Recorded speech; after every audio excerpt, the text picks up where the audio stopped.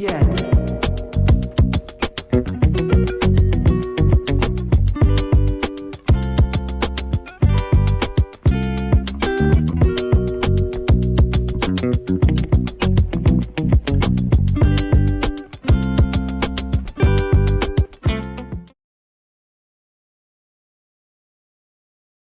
ನಮಸ್ತೆ ಎಲ್ಲರಿಗೂ ಸ್ಮಿತಾ ಸವಿರುಚಿಗೆ ಸ್ವಾಗತ.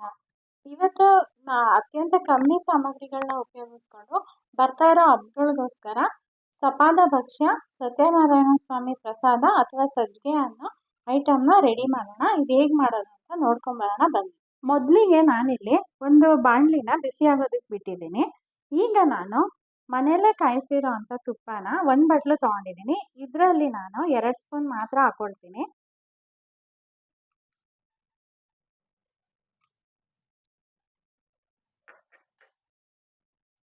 ತುಪ್ಪ ಬಿಸಿಯಾಗಿದೆ. ಈಗ ಇದಕ್ಕೆ ಒಂದು ಅರ್ಧ ಬಟ್ಲಷ್ಟು ಗೋಡಂಬಿ ತಗೊಂಡಿದ್ದೀನಿ. ಇದನ್ನ ಹಾಕೊಂಡು ಹುರ್ಕೊಳ್ತೀನಿ.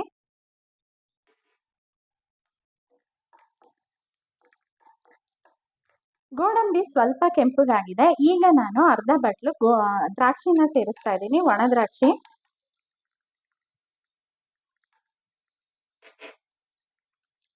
ದ್ರಾಕ್ಷಿನ ಸೇರಿಸಿ 1 ನಿಮಿಷ ಹುರ್ಕೊಂಡು ಈ ಎರಡನ್ನೂ ಒಂದು ಪ್ಲೇಟಿಗೆ ಟ್ರಾನ್ಸ್ಫರ್ ಮಾಡ್ಕೊಳ್ಳೋಣ.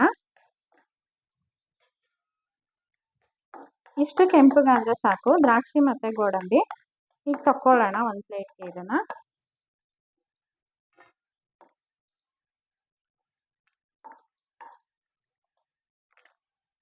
ಈಗ ಅದೇ ಬಾಣಲಿಗೆ ಮಿಕ್ಕಿರೋ ತುಪ್ಪಕ್ಕೆ ನಾನು ತಗೊಂಡಿರೋ 1 ಬಟ್ಲು ಬನ್ಸಿ ರವೆ ಮತ್ತೆ ಚಿರೋಟಿ ರವೆ ಹಾಗೆ ಕೃಷ್ಣ ರವೆ 3 ಮಿಕ್ಸ್ ಮಾಡಿಕೊಂಡು ಸೇರಿಸ್ಕೊಳ್ತಾ ಇದ್ದೀನಿ. ಇಲ್ಲಿ ನೀವು ಬರೀ ಚಿರೋಟಿ ರವೆ ಬೇಕಾದ್ರೂ ಯೂಸ್ ಮಾಡ್ಬೋದು. ನಾನು 3 ಯೂಸ್ ಮಾಡಿದ್ದೀನಿ. ಆ ಮಿಕ್ಕಿರೋ ತುಪ್ಪದಲ್ಲೇ ಇದನ್ನ ಕೆಂಪಗಾಗೋ ತನಕ ಹುರ್ಕೊಳ್ತೀನಿ. ರವೆ ಹಸಿ ವಾಸನೆ ಎಲ್ಲ ಹೋಗಿ ಕೆಂಪಗೆ ಹುರ್ಕೊಂಡಿದ್ದೀವಿ. ಇದು ಸೀದಿಲ್ಲ. ಈಗ ಇದಕ್ಕೆ ನಾನು 1 ಕಪ್ ಹಾಲು ಸೇರಿಸ್ತಾ ಇದ್ದೀನಿ.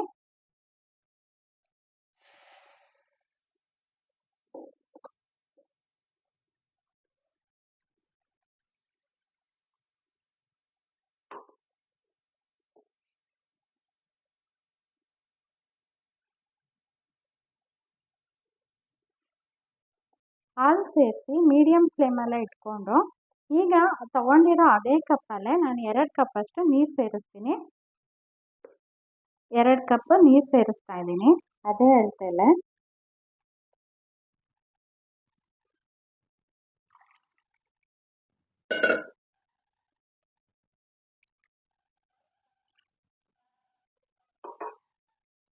ನೀರು ಸೇರಿಸಿ ಗ್ಯಾಸ್ನ ಹೈ ಫ್ಲೇಮಲ್ಲಿ ಇಟ್ಕೊಂಡು ಇದನ್ನು ಮಿಕ್ಸ್ ಕೊಟ್ಕೊಳ್ಳೋಣ. ಹಾಲು ನೀರು ಸೇರಿಸಿದ್ಮೇಲೆ ಈಗ ರವೆ ಅದರಲ್ಲಿ ಬೇಯ್ತಾ ಇರುತ್ತೆ.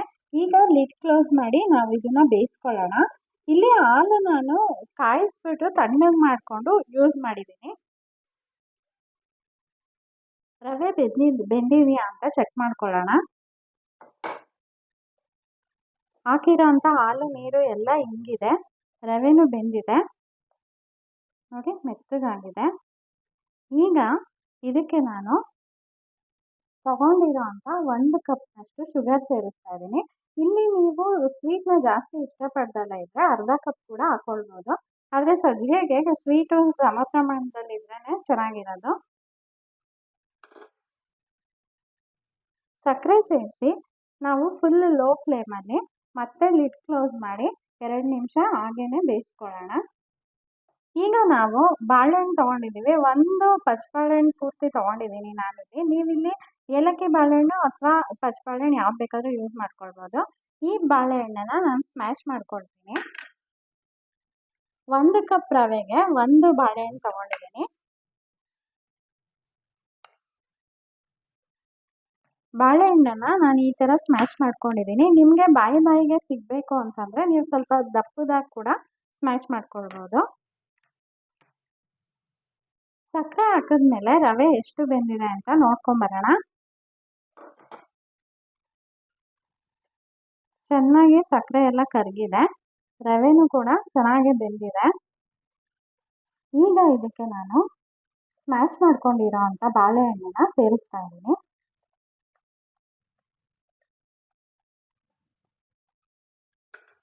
ಈ ರೆಸಿಪಿ ಮಾಡೋವಾಗ ನೀವು ಲೋ ಫ್ಲೇಮಲ್ಲೇ ಮಾಡಬೇಕು. ಹೈ ಫ್ಲೇಮ್ ಇಟ್ಕೊಂಡ್ರೆ ಎಲ್ಲ ಸೀದ್ಬಿಡುತ್ತೆ. ಬಾಳೆಹಣ್ಣನ್ನ ಸೇರಿಸಿ ಚೆನ್ನಾಗಿ ಮಿಕ್ಸ್ ಕೊಟ್ಮೇಲೆ ನಾನಿಲ್ಲಿ 4 ಸ್ಪೂನ್ ತುಪ್ಪ ಹಾಕ್ತಾ ಇದ್ದೀನಿ.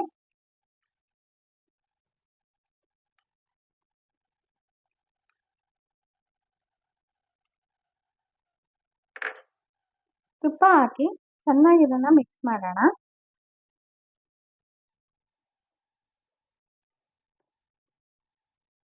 ನಾಲ್ಕು ಸ್ಪೂನ್ ತುಪ್ಪ ಹಾಕಿ ಇದನ್ನೆಲ್ಲ ಮಿಕ್ಸ್ ಮಾಡಿದ್ಮೇಲೆ ಮತ್ತೆ ನಾನು ಇದನ್ನ ಲೋ ಫ್ಲೇಮಲ್ಲಿ ಲಿಡ್ ಮುಚ್ಚಿ ಬೇಯಿಸ್ಕೊಳ್ತಾ ಇದ್ದೀನಿ. ಲಿಡ್ ಕ್ಲೋಸ್ ಮಾಡಿ ನಾನು ಈ 2 ನಿಮಿಷ ಬಿಟ್ಟ ಮೇಲೆ ನೋಡ್ತಾ ಇದ್ದೀನಿ ಮತ್ತೆ ಎಷ್ಟು ಬಂದಿದೆ ಅಂತ.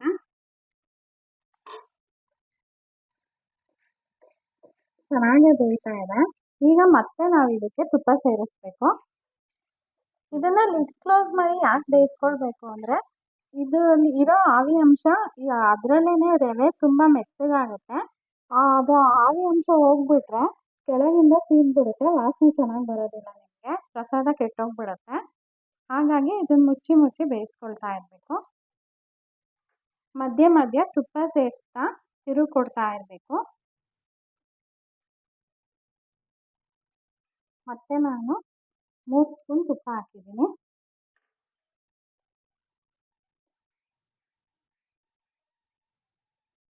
ಮೂರು ಸ್ಪೂನ್ ತುಪ್ಪ ಹಾಕಿ ಮಿಕ್ಸ್ ಮಾಡಿದೆ. ಇದಕ್ಕೆ ಇನ್ನೂ ತುಪ್ಪ ಹಿಡಿಯುತ್ತೆ. ಮತ್ತೆ ಮಿಕ್ಸ್ ಮಾಡ್ತಾ ಇದ್ದೀನಿ. ತುಪ್ಪ ಹಾಕಿ 2 ಸ್ಪೂನ್ ಹಾಕ್ತೀನಿ. ಈಗ ಮಿಕ್ಸ್ ಮಾಡ್ತೀನಿ. ಇನ್ನು 2 ಸ್ಪೂನ್ ತುಪ್ಪ ಇದಕ್ಕೆ ಹಿಡಿಯುತ್ತೆ. ನಾನಿಲ್ಲಿ 1 ಬಟ್ಲು ತುಪ್ಪ ತಗೊಂಡಿದ್ದೆ, ಅದರಲ್ಲಿ ಇಷ್ಟು ಮಿಕ್ಕೊಂಡಿದೆ ಸಾಕು. ಇದ್ರ ಮೇಲೆ ತುಪ್ಪ ಹಾಕೋದು ಬೇಡ, ಜಾಸ್ತಿ ಆಗಿಬಿಡುತ್ತೆ ಜಿಡ್ಡಿನ ಅಂಶ. ನಾನು ಇದನ್ನು ಎತ್ತಿಡ್ತಾ ಇದ್ದೀನಿ. 2 ಸ್ಪೂನ್ ತುಪ್ಪ ಹಾಕಿದ್ಮೇಲೆ ಈಗ ಇದಕ್ಕೆ ಮಿಕ್ಸ್ ಕೊಡ್ತಾ ಇದ್ದೀನಿ. ನೋಡಿ, ಈಗ ನಾನು ಇದಕ್ಕೆ ಕೊನೆಯದಾಗಿ ಏಲಕ್ಕಿ ಪುಡಿ ಹಾಕೊಳ್ತಾ ಇದ್ದೀನಿ. ಏಲಕ್ಕಿ ಪುಡಿ ಹಾಕಿ ಒಂದ್ಸಲ ಮಿಕ್ಸ್ ಮಾಡಿ 1 ನಿಮಿಷ ಸಾಕು. ನಾವು ಲಿಡ್ ಕ್ಲೋಸ್ ಮಾಡಿಬಿಟ್ಟು ಇದನ್ನು ಬೇಯಿಸ್ಕೊಳ್ಳೋಣ. ಯಾಕೆಂದರೆ ಏಲಕ್ಕಿ ಫ್ಲೇವರು ಎಲ್ಲದಕ್ಕೂ ಹರಡ್ಕೊಳ್ಬೇಕು. ಹಾಗಾಗಿ ಲೋ ಫ್ಲೇಮಲ್ಲೇ ಇಟ್ಟಿದ್ದೀನಿ ನಾನು. ಲಿಡ್ ಕ್ಲೋಸ್ ಮಾಡಿ 1 ನಿಮಿಷ ಬೇಯಿಸ್ಕೊಳ್ತಾ ಇದ್ದೀನಿ. ಈಗ ಲಿಡ್ ಓಪನ್ ಮಾಡಿ ನೋಡ್ತೀನಿ. ನೋಡಿ, ಹಾಕಿರೋ ತುಪ್ಪ ಎಲ್ಲ ಮೇಲಕ್ಕೆ ಬಂದಿದೆ. ಹಾಗೆ ಪಾತ್ರೆ ಬಿಟ್ಟು ಬರ್ತಾ ಇದೆ. ಹಲ್ವಾ ಥರ ಆಗಿದೆ ಸಜ್ಜಿಗೆ. ಇದು ಕರೆಕ್ಟ್ ಪ್ರಪೋರ್ಷನ್. ಈಗ ನಾನು ಇದನ್ನು ಗ್ಯಾಸ್ ಆಫ್ ಮಾಡ್ತಾ ಇದ್ದೀನಿ. ಗ್ಯಾಸ್ ಆಫ್ ಮಾಡಿ ನಾನು ಕರೆದಿಟ್ಕೊಂಡಿದ್ದಂಥ ತುಪ್ಪದಲ್ಲಿ ಕರೆದಿಟ್ಕೊಂಡಿರೋ ಅಂಥ ಡ್ರೈ ಫ್ರೂಟ್ಸ್ನ ಸೇರಿಸ್ತಾ ಇದ್ದೀನಿ. ಈಗ ಒಂದ್ಸಲ ಮಿಕ್ಸ್ ಮಾಡಿ ಸರ್ವ್ ಮಾಡ್ತೀನಿ. ಸಜ್ಜಿಗೆ ಸಪಾದ ಭಕ್ಷ್ಯ ಹಾಗೆ ಸತ್ಯನಾರಾಯಣ ಸ್ವಾಮಿ ಪ್ರಸಾದ ಅಂತ ಕರೆಯೋ ಈ ತಿನಿಸು ಪೂಜೆಗೆ ಸಿದ್ಧವಾಗಿದೆ. ವಿಡಿಯೋನ ಕೊನೆ ತನಕ ಸ್ಕಿಪ್ ಮಾಡದೆ ನೋಡಿರೋ ಎಲ್ಲರಿಗೂ ಧನ್ಯವಾದಗಳು. ಹೊಸಬ್ರು ಯಾರಾದರೂ ಚಾನಲ್ನ ನೋಡ್ತಾ ಇದ್ರೆ ಸಬ್ಸ್ಕ್ರೈಬ್ ಮಾಡ್ಕೊಂಡು ನೋಡಿ. ಹಾಗೆ ಈ ರೆಸಿಪಿನ ನೀವು ಮನೆಯಲ್ಲಿ ಟ್ರೈ ಮಾಡಿ. ತುಂಬ ಈಸಿಯಾಗಿರುತ್ತೆ, ಹಾಗೆ ಅಷ್ಟೇ ರುಚಿಯಾಗೂ ಇರುತ್ತೆ.